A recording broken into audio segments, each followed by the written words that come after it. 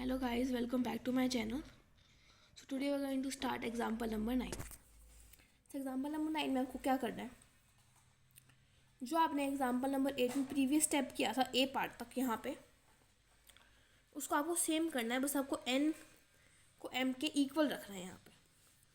सो ये हमारे पास आ जाएगा -1 raise to power n upon n factorial 2 raise to power n by n factorial -1 से 1 x square -1 raise to power n dx. फिर हमने यहाँ से -1 कॉमन निकाला, हो जाएगा -1 raise to power 2n. n factorial से n फैक्टोरियल कैंसिल हो जाएगा और -1 से 1 जो इंटीग्रेशन है उसको हमने चेंज कर दिया 0 से 1 minus x square raise to power n dx. यहाँ पे हम पुट करेंगे x को साइन थीटा, तो dx हमारे पास बन जाएगा कोस थीटा. यह आ जाएगा 1/2 raise to power n-1. Limits change हो जाएंगी 0 से π/2 cos raise to power 2n theta. अब ये cos raise to power 2n theta कैसा है वो यहाँ से समझते हैं.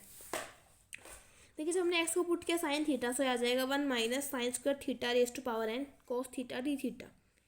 1 माइनस साइन स्क्वायर थीटा होता है कोस स्क्वायर थीटा, सो ये बन जाएगा cos raise to power 2n cos theta. So ये बन जाएगा cos raise to power 2n theta d theta integration 0 से π/2. अब cos n theta d theta का हमारे पास इंटीग्रेशन होता है n-1 n-3 up to so on. नीचे होता है n-2 n-4. तो ऊपर है हमारे पास 2n+1, उसमें से एक सब्ट्रैक्ट कर दो तो ये बन जाएगा 2n. यहाँ पे n-3, सो यहाँ से 2 सब्ट्रैक्ट करते चलेंगे, यह आ जाएगा 2n-2. क्योंकि ये इवन टर्म है तो लास्ट में हमारे पास वैल्यू आएगी 2. डिनोमिनेटर में देखें तो ऊपर वाली जो टर्म होती है n, यहाँ पे n एज इट इज, फिर दो सब्ट्रैक्ट करते चलते हैं. यहाँ पे 2n+1 है, 2 सब्ट्रैक्ट करेंगे 2n-1 अप टू 1 से आ जाएगा -1 रेज टू पावर 2n. ऊपर में से हम 2 raise to power n common निकालेंगे, ये बन जाएगा n factorial upon 2 raise to power n-1 2n+1 2n-1 से लेके 1 तक. उसको हमने रिवर्स करके लिख लिया 1 3 5 से लेके 2n+1.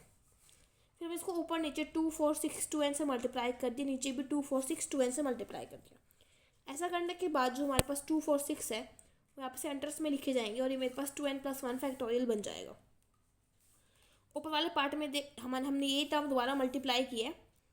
सो यहाँ पे 2 raise to power n factorial था, ये again 2 raise to power n आ जाएगा कॉमन, सो ये बन जाएगा 2 raise to power 2n n factorial का स्क्वायर. सो ये हमारे पास आ जाएगा 2 raise to power n+1 n factorial का square upon 2n+1 factorial. Now we have example number 10. We have to solve the legendary equation whose parameter is 0. So जो हमारे पास लेजेंडरी इक्वेशन है 1 minus x square t square y by d x square minus 2x dy by d x plus n into n+1 y. So यहाँ पे n की value 0 है, सो हमारे पास equation आ जाएगी ये, और हमें इसका सोल्यूशन फाइंड आउट करना है. सो ये हमारे पास इक्वेशन है. हमने क्या किया, पहले p और q फाइंड आउट किए. सो यहाँ से हमारे पास आ जाएगा d square y by d x square minus 2x upon 1 minus x square d y by d x is equal to 0. So p की वैल्यू आ जाएगी -2x upon 1 minus x square और q की वैल्यू आ जाएगी 0. Clearly हम यहाँ पे दिख रहा है कि at x is equal to 0 we have the ordinary point, so we will let the solution summation m from 0 to infinity am x raise to power m. Then we will find out that derivative that is summation m from 1 to infinity am m x raise to power m-1 than double derivative. इस question को मैं briefly बता रही हूँ because ये हम chapter number 1 में discuss किया कि ऑर्डिनरी पॉइंट कैसे फाइंड आउट करते हैं. Double derivative m m-1 x raise to power m-2. Derivative single derivative and y की वैल्यू उठा के हम इस इक्वेशन में पुट करेंगे this one. So it will come out 1 minus x square m summation 2 to infinity am m m-1 x raise to power m-2 minus 2x m from 1 to infinity am m x raise to power m-1 is equal to 0. यहाँ पे हम multiply कर देते हैं, first term multiply करेंगे सो आ जाएगा am m m-1 x raise to power m-2. यहाँ पे मल्टीप्लाई करेंगे तो पावर बन जाएगी x raise to power m. Similarly यहाँ पे मल्टीप्लाई करेंगे सो ये आ जाएगा am m x raise to power m is equal to 0. Next step रहेगा, यहाँ पे हम m को चेंज करेंगे m+2 में, हम शिफ्ट करेंगे index of each term to x raise to power m. So यहाँ पे m को m+2 में चेंज करेंगे, सो यहाँ पे m हमारे पास बन जाएगा 0 से infinity a of m+2 m+2 m+1 x raise to power m, rest of the terms as it is.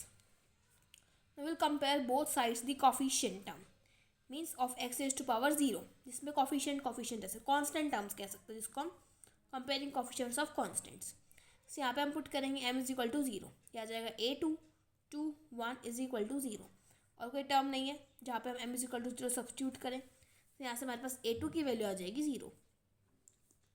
Next will compare the coefficient of x raise to power 1। So यहाँ से हमारे पास m की जगह 1 put करेंगे, सो आ जाएगा a3 3 2 -2a1 is equal to 0। So a3 की value आ जाएगी a1/3।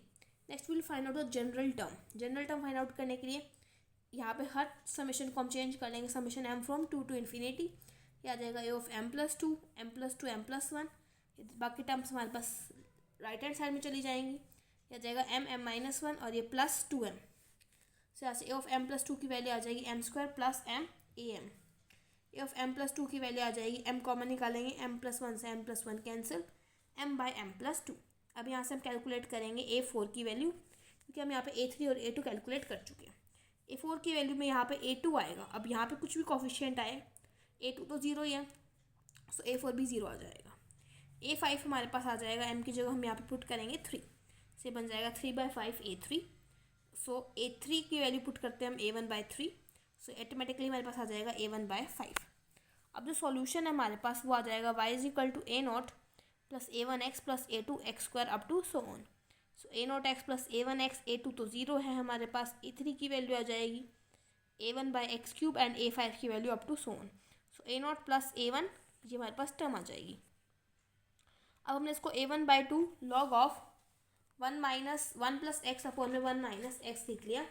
वो कैसे लिखा उसको समझने के लिए देखिए, log ऑफ 1 प्लस एक्स लिखते हैं, log ऑफ 1 माइनस एक्स लिखते हैं, हमारे पास यही आंसर आएगा। फिर हम यहाँ पे a1/2 को सब्स्टिट्यूट कर देंगे भी।